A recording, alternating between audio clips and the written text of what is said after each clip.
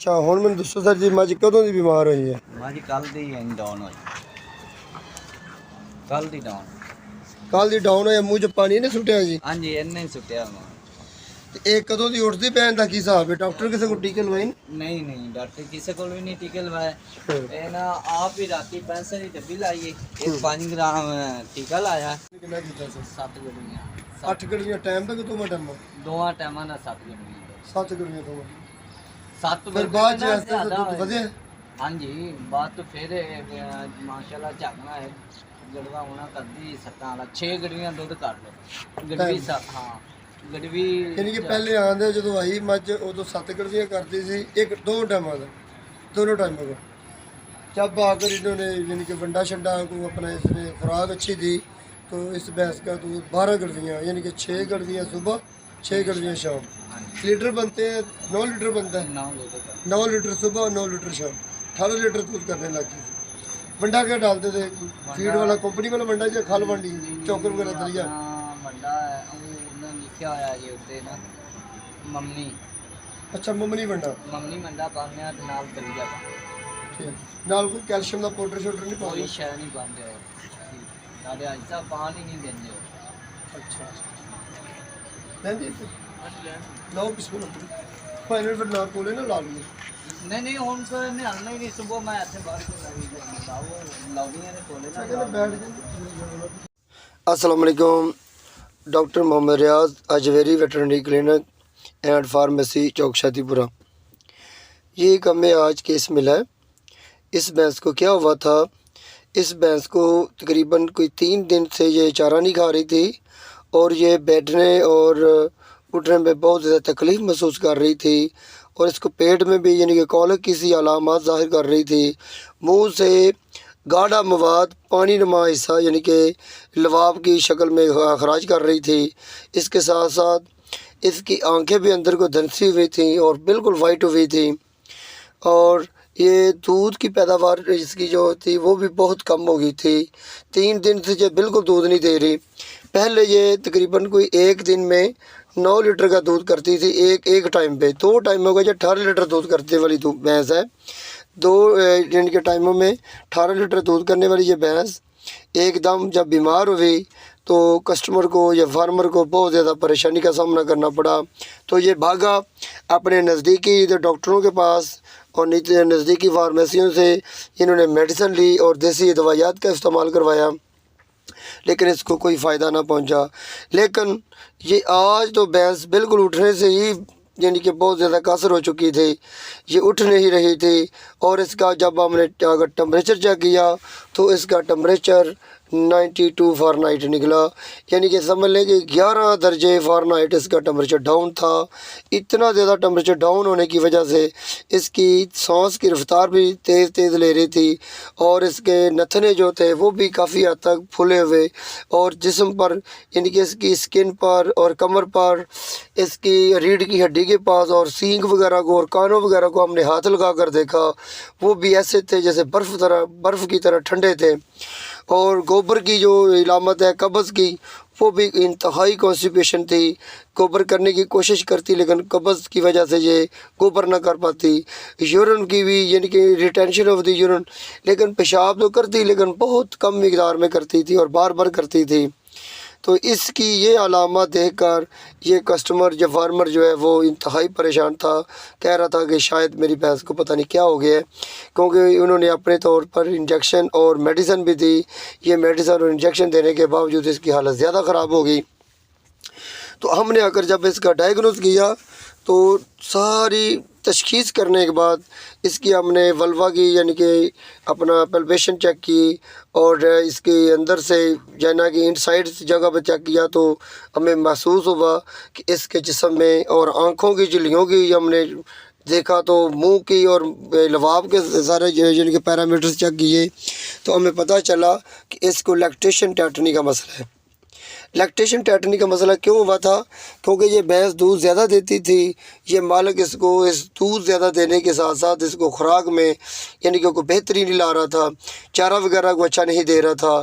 क्योंकि ये चारा जो था ये तकरीबन 10 से 12 किलो का ये चारा डालते हैं और ज़्यादातर तूड़ी और चोकर वगैरह का ही गुजारा करते हैं। तो ये ज़्यादा यानी कि दूध देने वाले जानवर के साथ ये ज़्यादती जानवर को ज़ाहिर है कोई ना कोई यानी कि इसको प्रॉब्लम मेटाबॉलिक डिजीज़ का सामना करना पड़ता है। या तो वह हाइपोकैल्सीमिया का मसला बन सकता है, या फिर लैक्टेशन टैटनिंग का मसला बन सकता है, या फिर मैग्नीशियम टैटनिंग का मसला भी बन सकता है।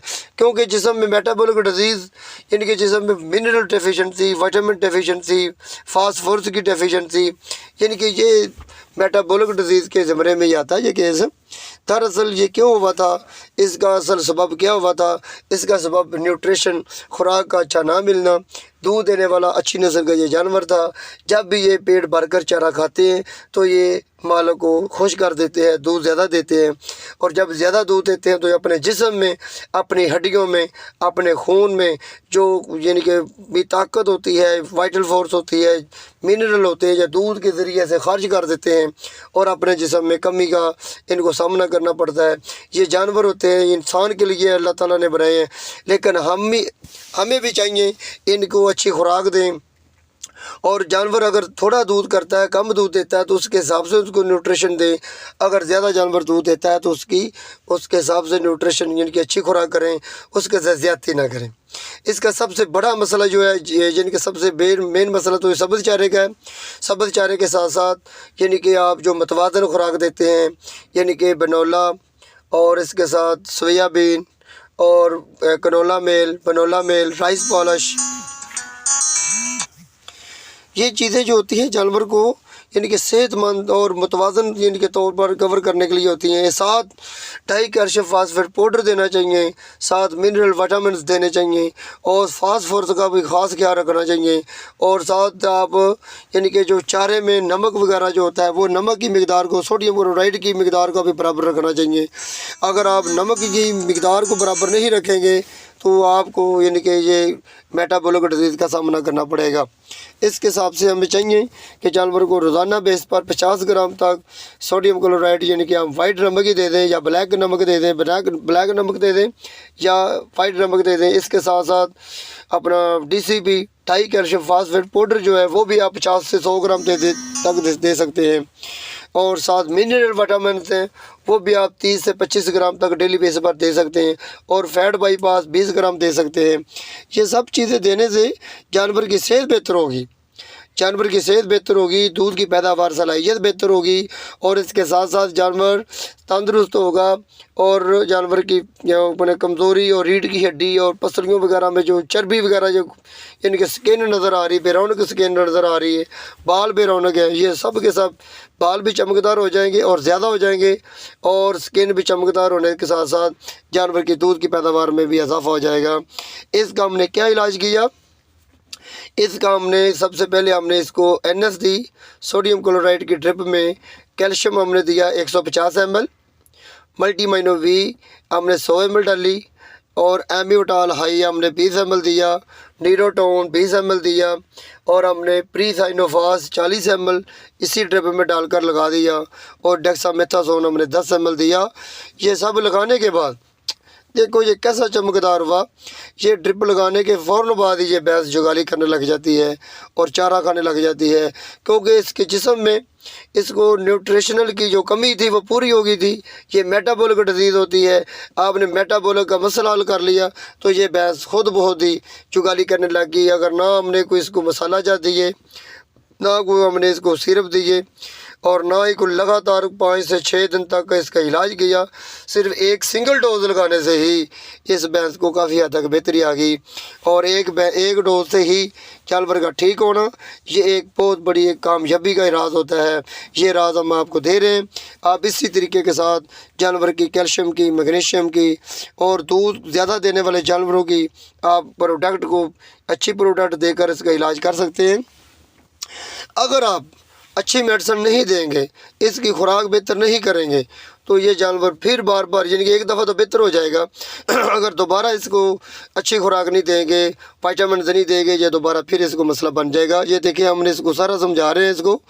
इसको हमने नमक लिख कर दिया ऊपर, ये सूंड लिख कर दी और इसके साथ सफ़ेद ज़ीरा लिख कर दिया हमने। इसके साथ साथ हमने इसको बड़ी इलायची लिख कर दी और गुड़ लिख कर दिया। ये सारी चीज़ें ऊपर हमने लिखी हुई कार्ड के ऊपर इसको समझा रहे हैं।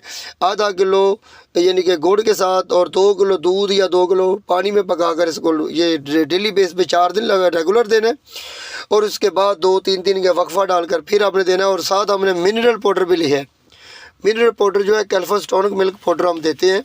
ये हमने 50 ग्राम सुबह 50 ग्राम शाम। 50 ग्राम सुबह जो हम देते हैं 1 पाव गुड़ में मिलाकर देते हैं। और गुड़ में फास्फोरस होता है, फास्फोरस की कमी को पूरा करने के लिए गुड़ का बहुत अच्छा इस्तेमाल में आप ला सकते हैं। और इसके साथ साथ हम जो शाम को देते हैं वो हम जो यानी कि सूंठ सौंफ अजवाइन और जो हमने जो अपना उसका लिखा हुआ है कार्ड के ऊपर, ये 2 किलो दूध में पका कर जब हम देने लगते हैं उस वक़्त हम देते हैं। इसके साथ साथ हमने कैल्फोस्टोनिक मिल्क पाउडर का हमने यूज़ करवाना है लगातार 1 मंथ के लिए। 100 ग्राम हम देते हैं रोज़ का। इसके साथ साथ हम इसको जो इंजेक्शन होता है विटामिन A3 का वो 20 ml 5 दिन तक देना है। और अपना पाउडर जो है वो हमने 1 मंथ के लिए देना है। और चारे के लिए आपने और ख़ुराक के लिए आपने जो अच्छी खुराक है वो यूज़ करनी है। वंडा वगैरह भी साथ डालना है। वंडे में मज़ीद नमकियात की कमी और कैल्शियम की कमी को पूरा रखना है। तो ये हो सकता है कि अगर जानवर को दोबारा चवाई वाला जो टीका होता है ऑक्सीटोसिन अगर यूज़ किया जाए तो जानवर को जो मेडिसिन लगी है IV इंट्रावेनस हमने डोज लगाई है तो ये दोबारा फिर हो सकता है इसका मसला। इसका हमने 10 से 12 दिन का हमने जो ऑक्सीटोसिन का इंजेक्शन है वो भी रोक दिया है, ताकि ये अगर इंजेक्शन लगाएंगे तो जो जितने भी मिनरल हमने विटामिन हमने दिए हैं तो वो सारी की सारी इसकी डेफिशिएंसी फिर दोबारा हो जाएगी। दोबारा ये भैंस फिर गिरने का ख़तरा है। इसलिए हमने सब के सब इसको परहेज़ भी बता दिए और इलाज भी कर दिया है और खाने के लिए जो प्रोडक्ट बताई वो भी बता दिए। तो उम्मीद है अल्लाह के घर की ये दोबारा भैंस नहीं गिरेगी।